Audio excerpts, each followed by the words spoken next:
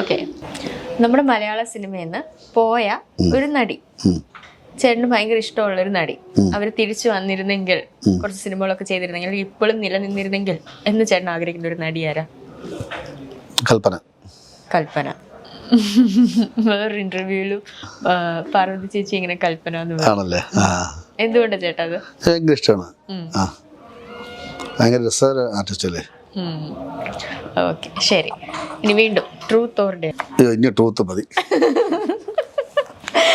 ശരി, ചേട്ടന് ഏറ്റവും അവസാനം ചെയ്തതിൽ ഒരു ഞാൻ ചെയ്ത മോശമായിപ്പോയി എന്ന് തോന്നിയൊരു കാര്യം, ആരോടും പറയാതെ? കണ്ടോണ്ട് ചിരിക്കുന്നുണ്ട്.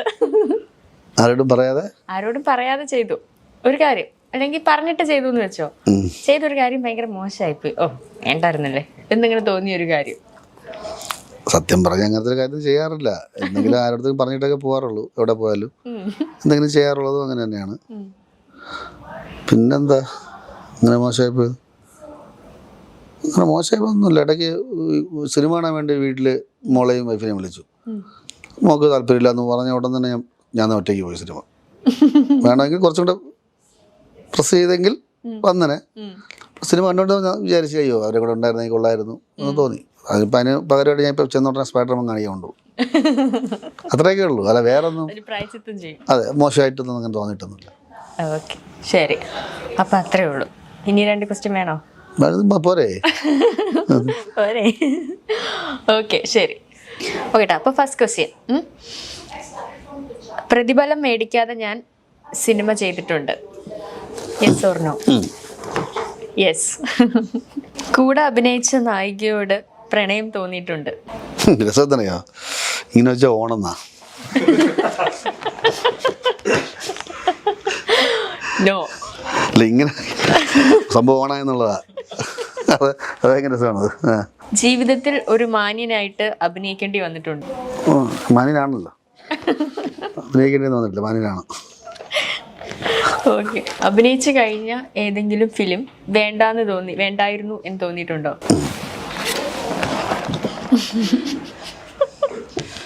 ഒന്നല്ല, 2-3 കുറച്ചേ ചെയ്തിട്ടുള്ളെങ്കിലും. ഏതെങ്കിലും സിനിമ കണ്ടിട്ട് ബോറടിച്ചിട്ടുണ്ടോ? ബോറടിച്ചാന്ന് ചോദിച്ചാൽ അതിന് ഒരുപാട് ഉത്തരവുണ്ട്. നമ്മൾ സിനിമയുടെ ഭാഗത്തു നിന്ന് നോക്കുമ്പോൾ സിനിമാക്കാരനായിട്ടിരിക്കുമ്പോൾ അങ്ങനെ ബോറടിക്കാറില്ല. കാരണം എല്ലാം കഷ്ടപ്പെട്ടെടുക്കുന്ന സിനിമകളാണ്, അങ്ങനെ ബോറടിക്കാറില്ല. അല്ലാതെ നമുക്ക് നമ്മൾ വേറെ പ്രേക്ഷകനായിട്ട് കാണുമ്പോൾ ചില സമയങ്ങളിൽ പോകുമ്പോൾ അടിച്ചിട്ടുണ്ട്. ഉപ്പും മുളകും എന്ന പരമ്പരയിലൂടെ നമുക്ക് എല്ലാവർക്കും ഏറെ സുപരിചിതനായ താരമാണ് ബിജു സോപാനം. ഉപ്പും മുളകും എന്നും പ്രേക്ഷക ഹൃദയത്തോട് ഏറെ അടുത്തു നിൽക്കുന്ന ഒരു പരമ്പരയാണ്. സാധാരണ സീരിയൽ കണ്ണീർ പരമ്പരകളെ മാറ്റി നിർത്തിയാൽ ഉപ്പും മുളകും നമുക്ക് സമ്മാനിച്ചത് ഒരു വീടിൻ്റെ സന്തോഷങ്ങളും സങ്കടങ്ങളും ഒക്കെ തന്നെയാണ്. നമ്മുടെ കുട്ടിക്കാലം മുതലൊക്കെ തന്നെ കണ്ടു ശീലിച്ച ഒരു പരമ്പരയായിരുന്നു ഉപ്പും മുളകും. സാധാരണ സീരിയലുകളെ വെല്ലുവിളിക്കുന്ന ഒരു തരം സീരിയലായിരുന്നു ഉപ്പും മുളകും. കാരണം അതിൽ അതിഭാവുകത്വങ്ങളില്ല, അധികം മേക്കപ്പ് ഇല്ല, ആഡംബരമില്ല, ഒന്നുമില്ല. അങ്ങനെ ഒന്നുമില്ലാതെ ഒരു സാധാരണ കുടുംബം, ബാലുവും നീലുവും മക്കളും അടങ്ങുന്ന ഒരു കുടുംബത്തിന്റെ രസകരമായ കഥകൾ, അവരുടെ സന്തോഷങ്ങളും പ്രാരാബ്ദങ്ങളും കണ്ണുനീരും അങ്ങനെയെല്ലാം ആ കഥകളിലുണ്ടായിരുന്നു. ഇന്നും പ്രേക്ഷകർ നെഞ്ചോട് ചേർക്കുന്ന ഉപ്പുമുളകിന് കാരണം അതുതന്നെയാണ്. എന്നാൽ പിന്നീട് പല കാര്യങ്ങളും ആ സീരിയലിനെ അഫക്റ്റ് ചെയ്തു തുടങ്ങി. ഉപ്പുമുളകിനെ സംബന്ധിച്ചിടത്തോളം നീലുവിന്റെ പിന്മാറ്റം ഒരു പരിധിവരെ സീരിയലിനെ വളരെ വലിയ രീതിയിൽ ബാധിച്ചിരുന്നു. പിന്നാലെ ജൂഹി സീരിയലിൽ നിന്നും, ലച്ചു എന്ന കഥാപാത്രമായി എത്തുന്ന ജൂഹി സീരിയലിൽ നിന്നും മാറി ജൂഹിയുടെ വിവാഹത്തോടെയാണ് കഥയ്ക്ക് മറ്റൊരു അന്ത്യം വന്നത്. എന്നാൽ പിന്നെയും ഉപ്പുമുളകും മറ്റു ബാക്കിയുള്ള കഥാപാത്രങ്ങളുടെ കഥയോടെ മുന്നോട്ട് പോവുകയായിരുന്നു. എന്നാൽ ഇപ്പോൾ ബാലുവും ശ്രീകുമാറിനും ഒരു കേസ് വന്നതോടെ ഉപ്പുമുളകും വീണ്ടും താഴേക്ക് പോയിരിക്കുകയാണ്. എന്താണ് ഇതിനെ സംബന്ധിച്ചുള്ള വിശദാംശങ്ങൾ എന്ന് ഇപ്പോഴും ആർക്കും അറിയില്ല.